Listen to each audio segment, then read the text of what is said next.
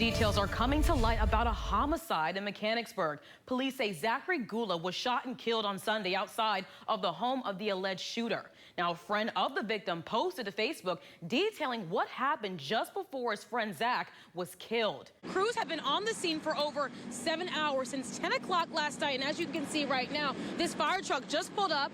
Fire rescues climbed this ladder because right now they're spraying down the top of that building. Chief Enterline told me that they're still working to put out those hot spots because you can't see the fire from the outside, but in the inside there are a ton of hot spots inside of those little rooms. But we do know that no one is injured, no one is hurt, so that is good. Now the visit comes just weeks after the tie-breaking vote in the Senate to pass the bill, which includes key campaign pledges like no tax on tips and other tax cuts. The vice president says he hopes those cuts will help small businesses.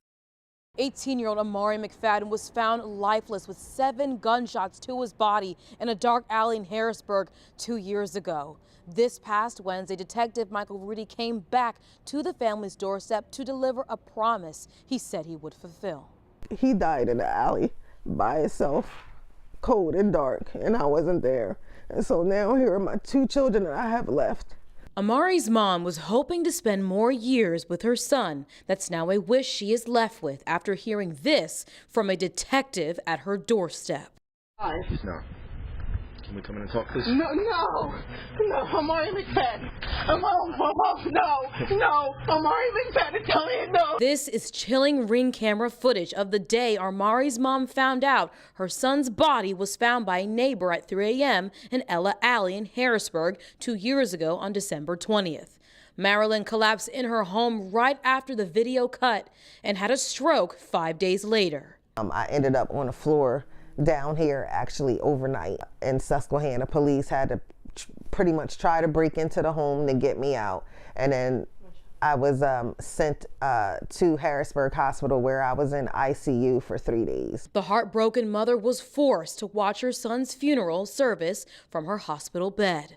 Marilyn is now paralyzed and half of her body can no longer function from the shock that led to her stroke. I was watching the show before and they said the day a man becomes a man is the day they bury their father. Well, the day my oldest son became a man was the day he had to bury his baby brother without me.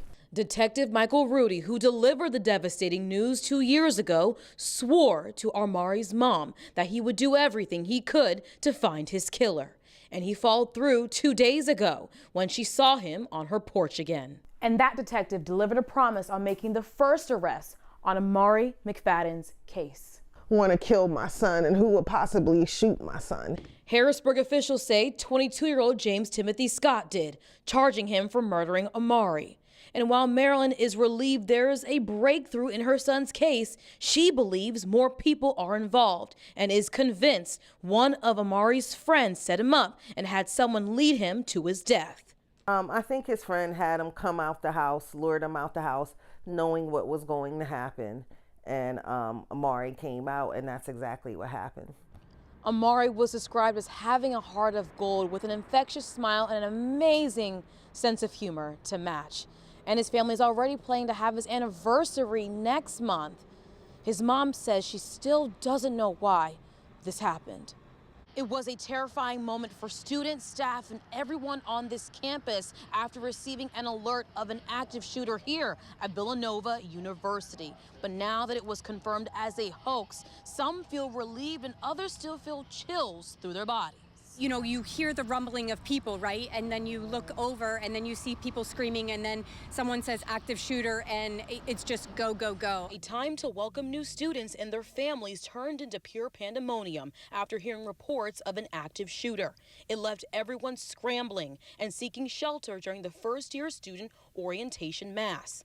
The campus sent into a lockdown as students were told to barricade themselves in their rooms, according to Villanova University. And all of a sudden, I just saw people running like a stampede. It was just insane. And then the people behind us, they say, there's an active shooter. They got a text, and they said, like, let's go. And we just booked it. The threat took over the university's opening day, which included events like a resource fair, a family picnic, and an opening mass. But as this event broke down, prayers were quickly offered by many online, including Pennsylvania Senator Dave McCormick, who said, I'm aware of and monitoring the situation at Villanova. We are praying for the safety of students, faculty, law enforcement, and everyone on campus.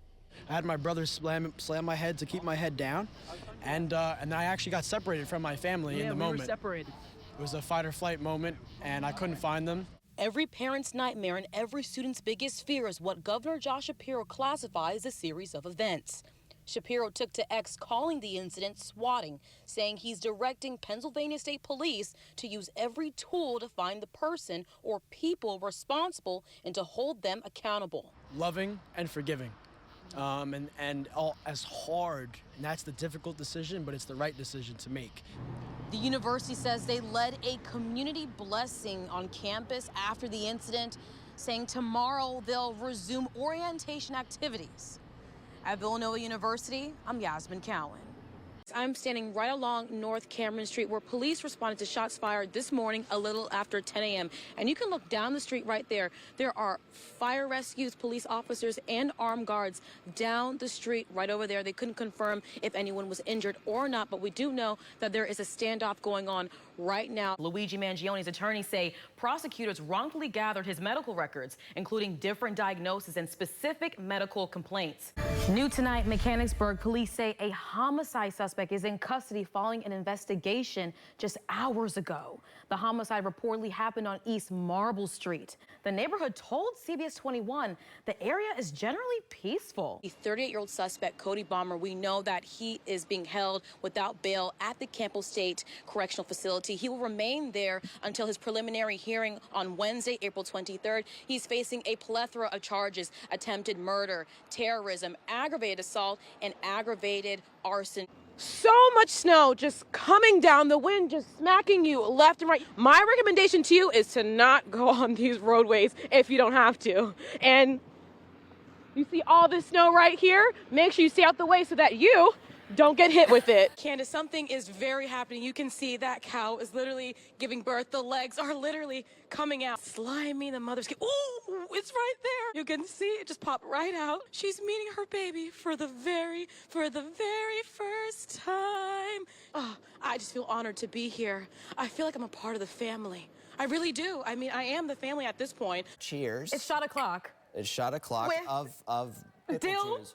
pickle juice. Dill pickle juice in honor of that competition. And in honor of me debuting tonight. You did a phenomenal job. Thank you. It's my last day working with you. I'm sad. Yeah, well, it'll happen again. Cheers. Cheers. Woo. All right, we'll have a look at your weather forecast coming up in just a few minutes. That's not good.